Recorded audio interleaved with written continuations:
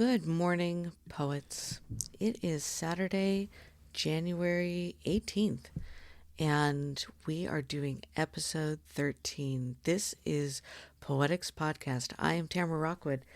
We believe here that poetry isn't meant to sit demure on the page, it is meant to be heard, to resonate, to live and breathe through the human voice. From our home at Bainbridge Island Press in the Pacific Northwest, my husband Ben and I are publishing poetry, and we are publishing poetry that pours their heart onto paper, and we are now taking it onto the waves. So on Poetics Podcast, you'll hear these poets bring their own words to life and their own voices adding layers and meaning that only they can reveal. We're also going to be having featured guests, and I'm going to be reading poetry to you, and that is because poetry is not just a form on paper, it is a conversation that spans time.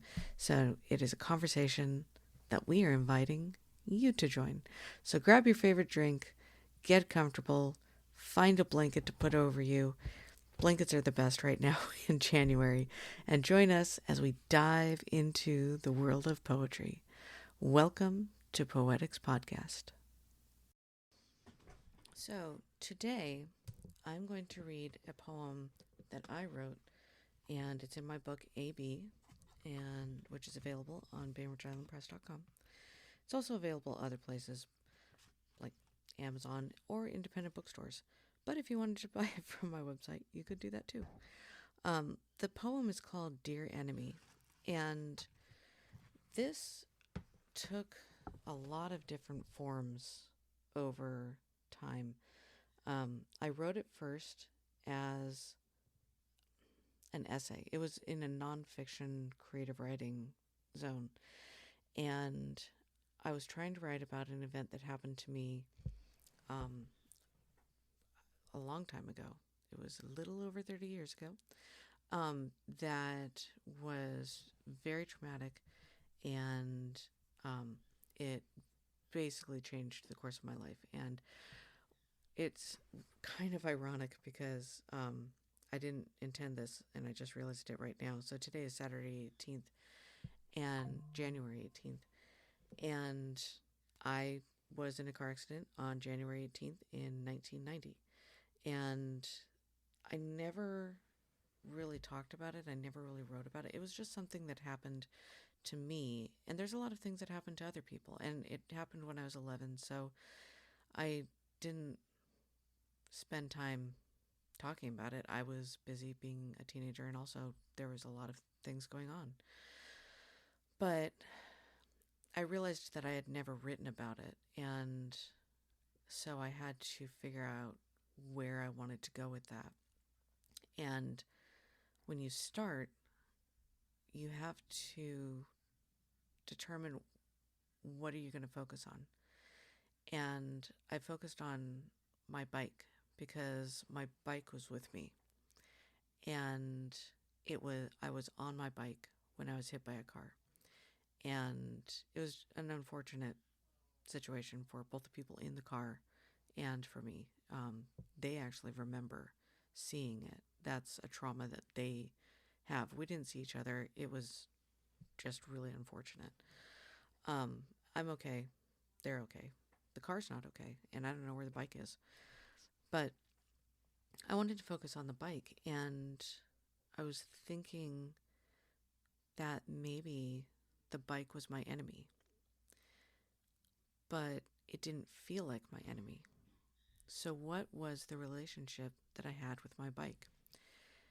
And I decided that my bike was a dear enemy. And I'm going to get into that in just a second. First, let's get into what is a villain. Now, this is something that I actually struggle with. When I was in Harvard, I was in for my master's. It was a creative writing class, and I was trying to write a short story. I'm trying to write a short story as a poet, and so I had very weak plot lines, but it sounded amazing. The imagery was beautiful, and they're like, and so that's something that I will struggle with forever is just plot, because I'm coming at it from a poetry perspective, and I want every single word to mean something, and they're like, it's a short story. So, anyways, I was writing this short story, and I just could not get the antagonist right, and there were things missing in the antagonist, or I was too on the nose with the antagonist. They were just so mean. And finally, there was one afternoon that we were in a workshop, and I asked the writer in residence, and I'm just like, what is an enemy? Apparently, I don't know. And she said, it is someone who hurts. And that was what I needed to understand. That was exactly what I needed to know. So I think fairy tales are so important in shaping these characters of enemies or of heroes or of support. So let's talk about the fascinating history of villains in Grimm's fairy tales, just for a second. So the Brothers Grimm, they collected and published their fairy tales in the early 19th century, and their villains often reflected the social anxieties and moral lessons of that time period.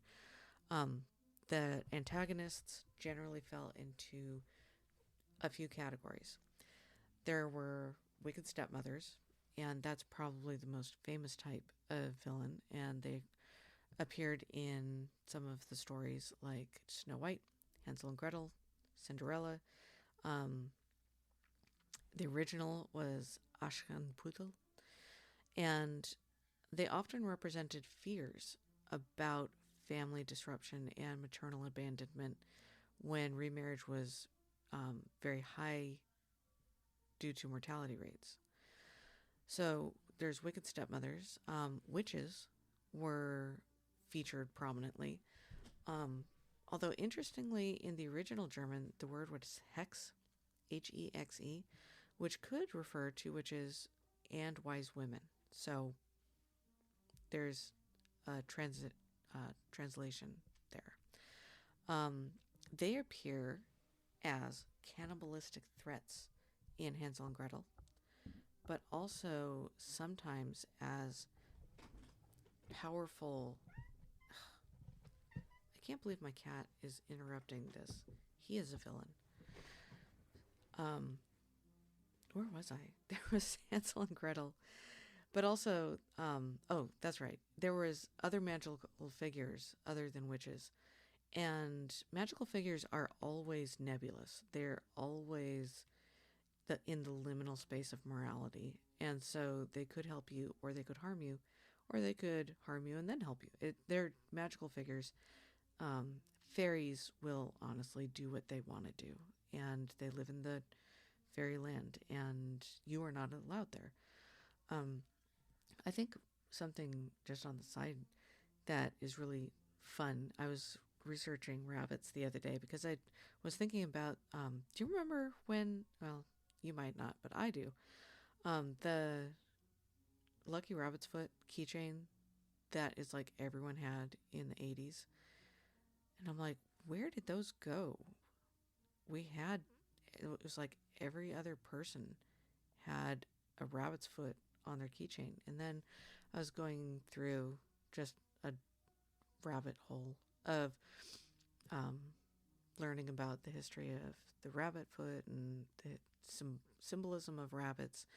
And the thing is, rabbits are, especially in Celtic mythology, they were seen as a creature that could go into the fairies' realm because they burrow and also emerge and live in mortal land. So they were kind of an interesting figure. But anyways, so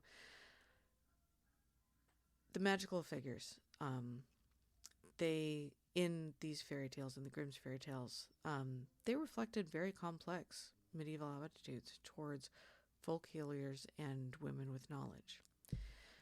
There was also villains that were supernatural creatures like wolves in Little Red Riding Hood, or dwarves, or giants. Um, the wolf in particular represented the dangers of lurking in the forest, which was a very real concern where wolves were. And you would want to tell your children, don't go into the forest, don't go too far. Um, there is a line where you have gone beyond where you're allowed to go. And that was actually an idea that I had with a short story that I wrote. And it was about Snow White. And what I thought was fascinating, because I wanted her to have a bond with her stepmother. Not I didn't want them to be friends, but they were both looking for the same thing, weren't they? And so Snow White was sent into the woods. She went too far. But then the stepmother followed her into the woods, and she went too far. And both of them were alone. Snow White was alone. Her mother had died. Her father was gone. And the stepmother was now in charge of this kingdom, but she did not have a child of her own. And so you have these two women who are alone in the world, and they're both seeking the same thing. They're both seeking a home. And so I saw the apple as the thing that bonded them together. It was giving life, giving death. Anyways, it was an interesting idea. And I like these ideas of fairy tales because they do mean something. And so I could get into this forever, and then this will be a 30-minute podcast. And I know that I've already gone way over 10 minutes. So what I wanted to say is that Grimm fairy tales are so helpful in understanding villains and what their purpose is. And what also is very important in the Grimm fairy tales, at least, is how they were punished. They were never celebrated. They did not get a congratulations. They were severely punished. The worst punishment, I think that we can all agree, was in Snow White, because in the original, the evil queen was brought before Snow White after she had gotten married and was living in the castle, and then the evil queen was forced to dance in red-hot iron shoes until she died. That is horrific. And so these were attitudes that were given to villains, and they were given to children, like, don't be a villain because you will be punished. So that's an idea of a villain. It is someone who hurts. And so what's the difference between a villain and a dear enemy? So now I'm going to talk about birds. The dear enemy effect in birds refers to a phenomenon where territorial birds respond less aggressively to familiar neighbors than to unfamiliar strangers. So this recognition and reduced aggression towards known neighbors helps both of the birds to conserve energy and resources. So here's how it works. Birds establish territories, and they learn to recognize their area and their neighbors through songs and calls. Once they become familiar with these neighbors and establish their boundaries, they show reduced territorial aggression towards them compared to unfamiliar birds. So the advantage to that is known neighbors have already established their territories and boundaries. These neighbors are less likely to try to take over their territory. By reducing aggression towards familiar neighbors, both birds can save energy for defending against actual threats, and this allows them to focus more of their important activities, like foraging or caring for their offspring. And this was observed in other territorial animals. not only birds, but I thought the birds were really interesting. So, can a dear enemy be in our community? And it can. I think that this is a really interesting concept to think about. So, some ways to apply this principle of dear enemies in our communities would be in business relationships. So, competing local businesses can become dear enemies. There's two pizza joints, they're dear enemies. You know, they're, um, or I'm going to reference Malcolm Gladwell when he was talking about the differences between spaghetti sauces. All of the spaghetti sauces for a long time, ragu and everyone, had very thin sauce, and Prego did a not a contest. They asked, they did not a competition. It's a C word that I can't think of right now. Um, but they asked, what is your favorite spaghetti sauce? And it turns out that 1/3 of the consumers liked chunky spaghetti sauce. And they're like, there's an entirely unrealized, spaghetti sauce world out there. So they made chunky spaghetti sauce. And so that was a very dear enemy kind of situation. Ragu and Prego are both making spaghetti sauces, but they have their territories and they don't have to fight. You can find that essay in one of Malcolm Gladwell's books. It was one of the earlier ones, and I don't remember, but you can Google it. There's also dear enemies in neighborhood relations. So if there's joint community events, that can happen. One that I can see right now happening very clearly is between tennis clubs and pickleball clubs, because the tennis clubs had the courts first, but now there's pickleball clubs, and I have seen fist fights over these two. That's a dear enemy relationship. So there's different ways to address this and to see it in our lives. Is a dear enemy relationship positive or negative? Could be both. I think that there's aspects of both of them. There's positive aspects. There's reduced conflict and stress between the parties. There's a conservation of energy and resources. A creation of stable boundaries and expectations. The tennis club has the courts 10 to noon. Pickleball courts have it from, 1 to 3. I don't know. But it's also a development of mutual understanding, and it's just a beneficial way to live with your neighbors. There are negative aspects. It can solidify the divisions between the groups rather than fostering a true friendship. It could really set in stone the us versus them mentality, which I hate us versus them mentality. I think that it's just the worst.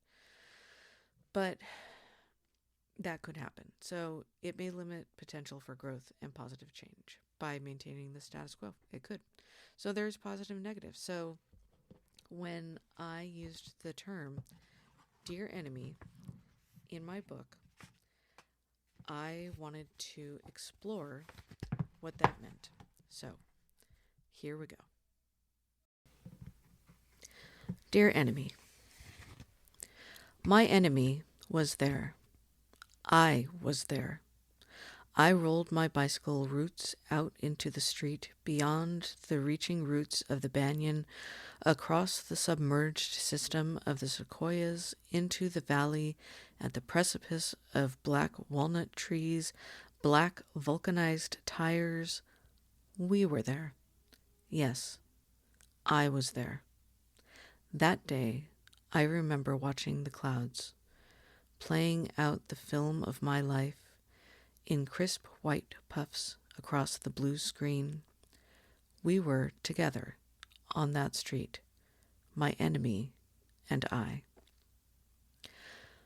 I remember that day, even though it doesn't matter. Does it matter what day it was?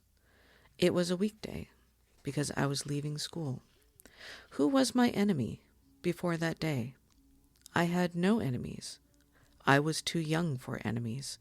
I did not know my enemies, not real enemies, that steal your babies or plunder the house while the family is out at the movies. I did not know the darlings who dawdle, who appear on the street. Their shadows are in the sunlight, like stones in my stomach, to tiptoe into my territory. My home, where I grew my children and where I fed them at noon goldfish and apple juice, and watched them race all over the forest floor that smelled like tar and tasted wild. I could hear their voice at the door, and I would recognize my enemy, wouldn't I? Was the sun my enemy? Were the birds which sung in the morning and in the dusk my enemy? Who was my enemy? I recognize my enemy when I was there. My memories are with my enemy, my friend who I knew. My feet remember touching the bark, my toes balancing on the wheels. My eyes remember the clouds that were telling my story on the blue screen, drifting in the sky above the magnolia trees that were tucked in the sidewalk, that shaded the children, that the blonde petals, the me, the enemy. What appearance would we recognize as an enemy? People do not walk around with enemy taped to their foreheads. My dear enemy lives in the space which belongs to them and which belongs to me. My enemy is there. I am there. My dear enemy lives in the moment, the scene, the impact, in the neighborhood with the neighbor who turned them in. That is the plot point when we remember the moment and say, ah, yes, this is my enemy, the figure who looks like a friend. All right, party people. Thank you so much for listening to this with me. I really enjoyed going through it and just kind of exploring everything. So if you've enjoyed diving into the world of verse with us, please join us next time, where we've got more poetry to meet, more poems to explore, and more literary adventures to share. So until then, keep reading, keep writing, and keep poetry close to your heart. Thank you for joining Poetics Podcast, where we bring poetry to life, one verse at a time.